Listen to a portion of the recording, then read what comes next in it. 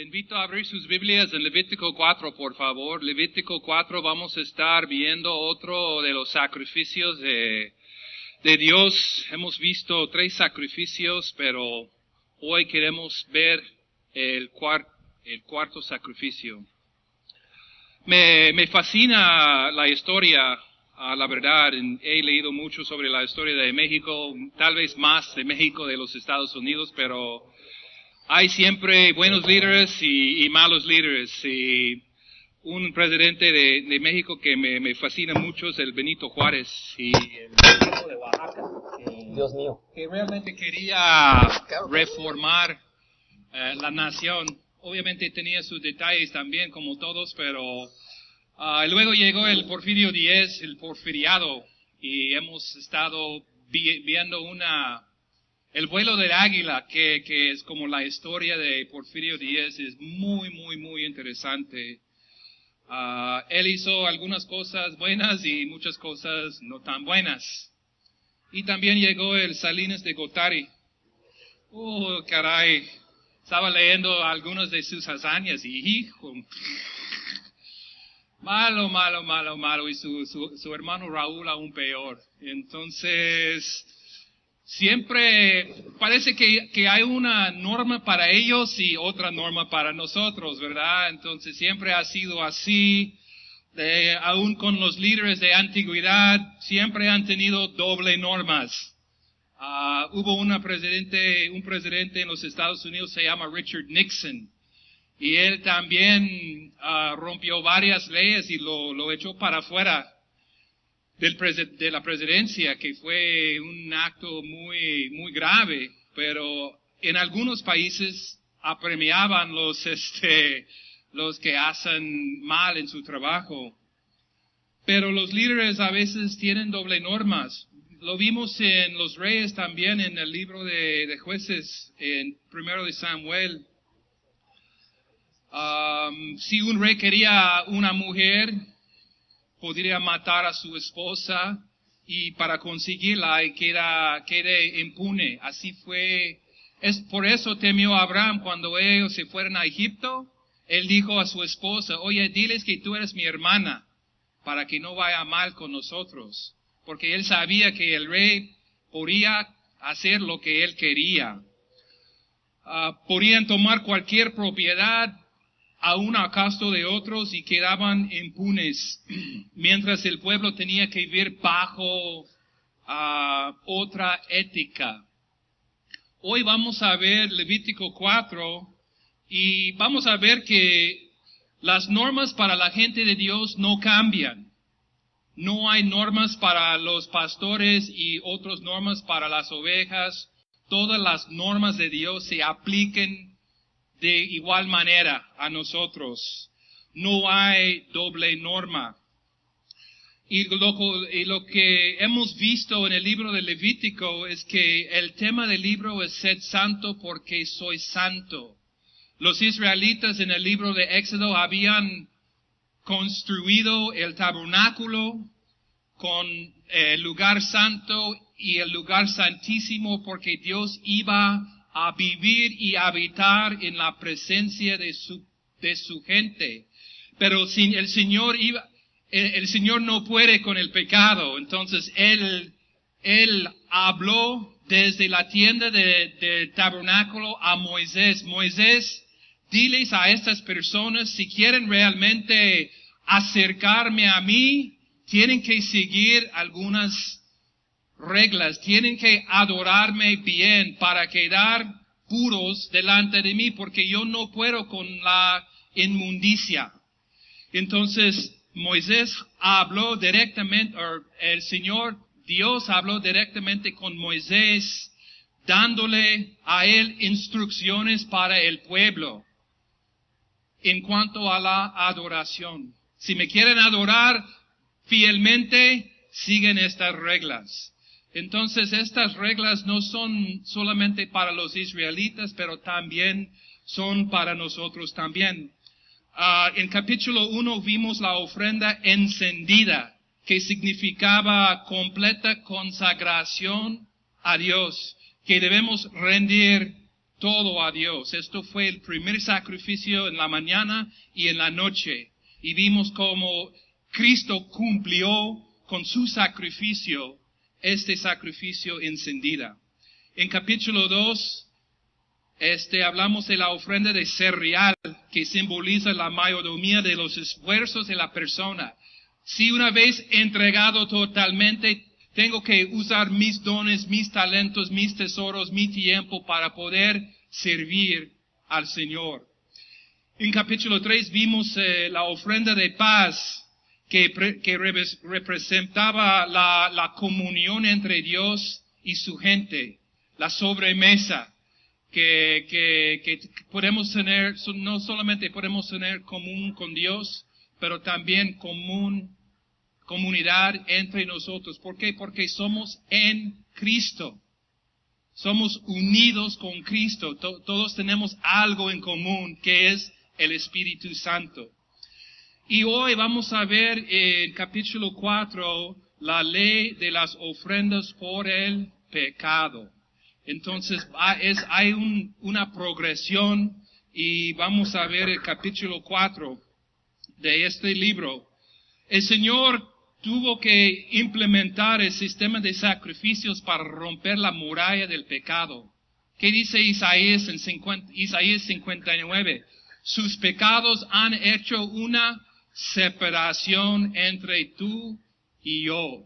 Entonces el Señor implementó el sistema de sacrificios para darnos la oportunidad de adorarle a Él en una forma adecuada, acercarnos a Él sin quedar vaporizado, no sé, porque Él iba a descender y vivir dentro de su gente. Entonces Él tenía que limpiar y purificar todo el tabernáculo.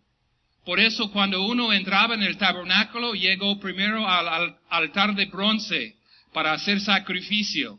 Y luego llegó a un lavar de agua para lavar las manos, que simboliza el bautismo. Y luego entraban en el lugar santo, donde todos los utensilios eran de oro.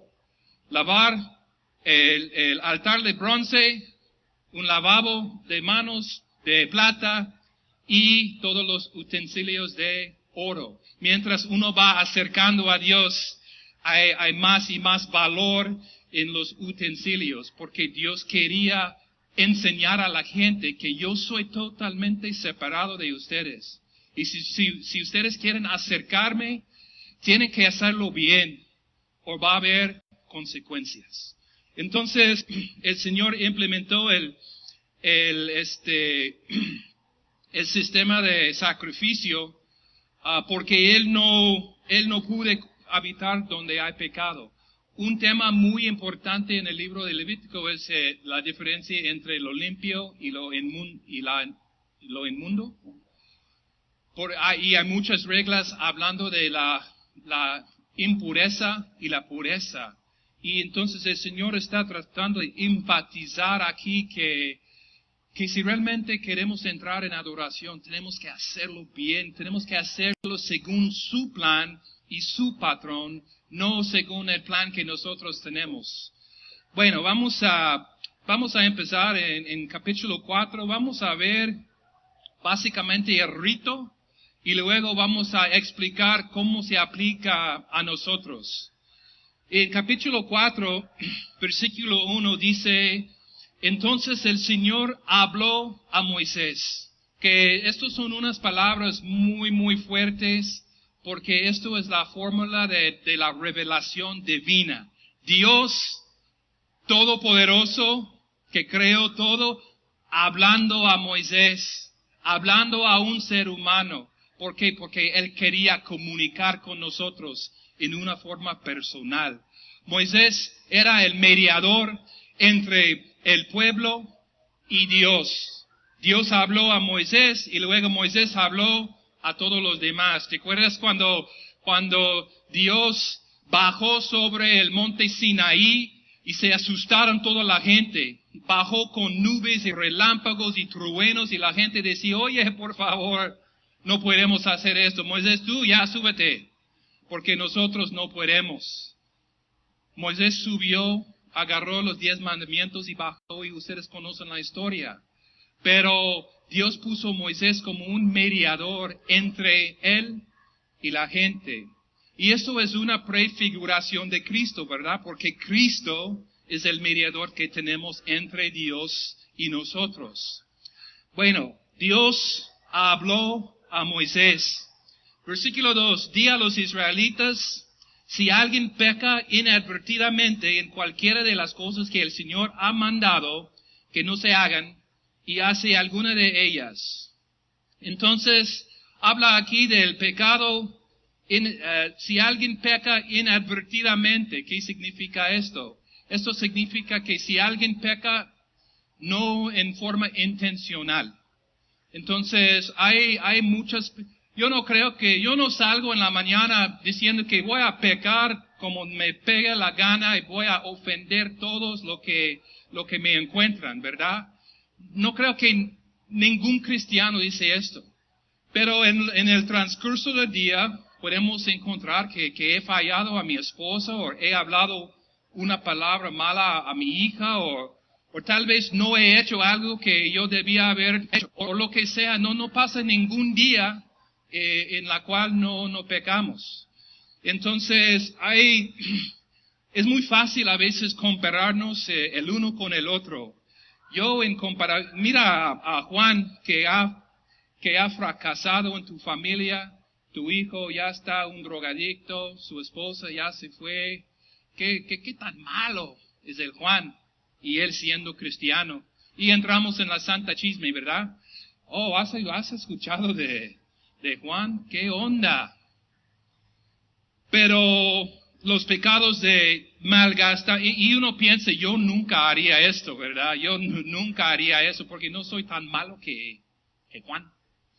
Pero los pecados de malgastar el tiempo, justificar nuestras acciones, hablar demasiado, comer o beber en exceso, tener una lengua viperina, un espíritu criticón, abrigar temor, preocuparse, consentir motivos egoístas o la queja, son pecados también igual de grandes de los pecados de Juan, pero no parecen tan graves como Juan.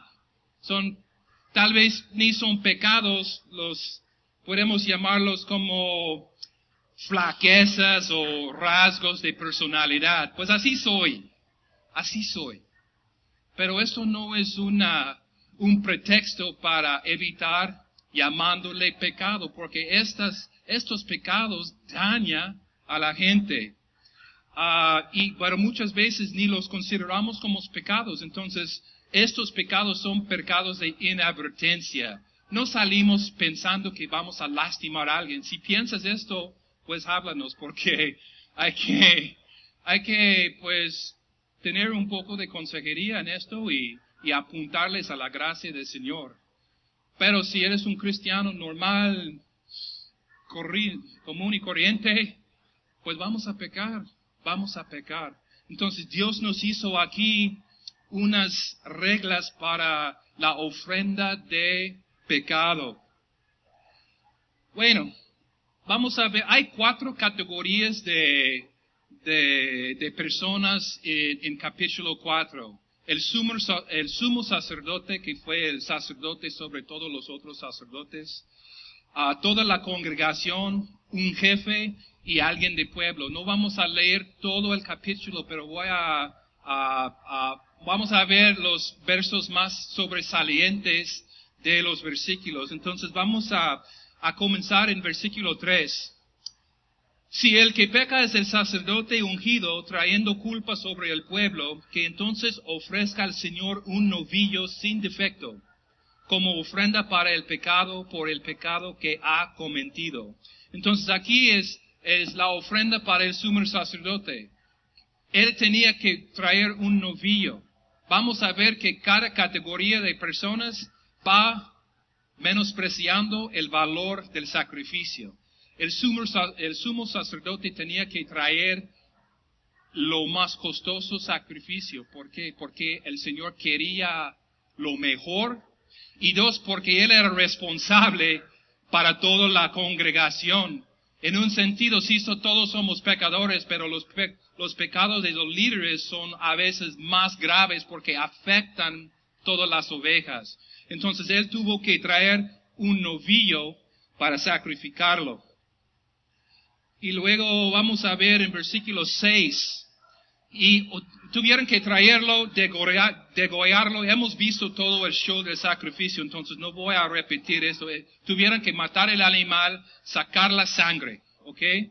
Porque la Biblia dice que sin el derramamiento de sangre no habrá perdón. Versículo 6. El sacerdote pondrá también de esta sangre sobre los cuernos del altar del incienso aromático que está en la tienda de reunión delante del Señor, y derramar toda la sangre del novillo al pie del altar del holocausto que está a la puerta de la tienda de reunión. Y en versículo 6, y el sacerdote mojará su dedo en la sangre y rociará 7 veces de la sangre delante del Señor frente al velo del santuario. Entonces el sumo sacerdote tenía que rociar la sangre enfrente del velo del santuario. Hubo una entrada al tabernáculo, hubo otro velo para entrar en el lugar santo y otro velo para entrar en el lugar santísimo. Entonces el sacerdote tuvo que llevar la sangre y rociarlo delante del velo, la entrada de la presencia de Dios, y también rociarlo alrededor de el altar donde estaban ofreciendo los sacrificios. Bueno, y en versículo 8, y quitará toda la grasa del novillo de la ofrenda por el pecado. ¿Por qué quitaron la grasa? Porque la grasa era lo más valioso para ellos. Entonces, ofrecer la grasa significa nuevamente ofrecer lo mejor. Entonces, él tuvo que hacer todo el rito. ¿El rito? Y lo más importante encontramos en versículo 12. Es decir, que todo el resto del novillo lo llevará a un lugar limpio fuera del campamento, donde se echan las cenizas, y lo quemará al fuego sobre la leña, donde se echan las cenizas lo quemará. Entonces, el sacerdote tuvo que rociar la sangre, entregar como ofrenda la grasa, y llevar todo la piel y todas las entradas y todo fuera del campo, porque no querían contaminar el altar. Llévalo fuera del campo y quémalo. Muy, muy importante, y vamos a ver por qué más adelante. Entonces, esto fue la responsabilidad del sumo sacerdote en cuanto a la ofrenda por el pecado. En versículo 13, dice, si toda la congregación de Israel es la que comete error y el asunto pasa desapercibido a la asamblea y hacen cualquiera de las cosas que el Señor ha mandado que no se hagan, haciéndose así culpables. El próximo categoría de personas, sumo sacerdote y toda la congregación. Dicen que toda la congregación significa los creyentes dentro de todo Israel, porque no todos eran parte de la asamblea o congregación. Pero ¿cómo puede pecar una congregación? ¿Recuerdas cuando Moisés las tenía vagando en el desierto y toda la congregación murmuraba en contra de Moisés? Entonces, esto fue un pecado de toda la congregación. He visto casos en los Estados Unidos donde toda la congregación murmuraba contra un pastor y lo echaron por afuera. He visto otros casos que la congregación llegó a conocer su pecado y un representante vino delante y dijo, ¿sabes qué? Hemos estado hablando mal de este pastor, arrepentimos en cenizas, humildemente queremos pedir perdón porque este pastor es un buen pastor y lo que sea. Entonces esto es una ilustración de cómo puede cometer pecado una congregación. Bueno,